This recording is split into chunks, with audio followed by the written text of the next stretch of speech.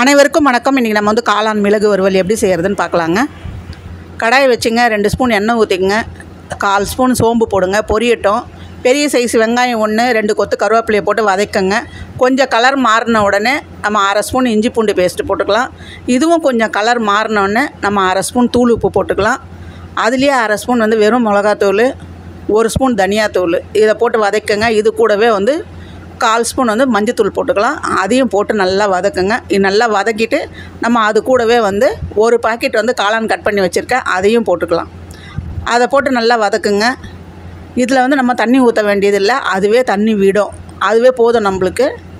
அவ்வளோதான். தண்ணி விட்டு நல்லா எப்படி வெந்து வந்திருக்க பாருங்கள். இப்போ வந்து நம்ம 1/2 ஸ்பூன் மிளகு தூளை போட்டு நல்லா கிளறி விட்டு கொஞ்சம் நேரம் பொறுத்து கொஞ்சம் கொத்தமல்லி போடலாம். நிறைய போடாதீங்க, கொஞ்சமாக கொத்தமல்லி போட்டு நல்லா கிளறி இறக்கிடுங்க. அவ்வளோதாங்க, நம்மளுடைய காளான் மிளகு வறுவல் ரெடி ஆகிடுச்சு.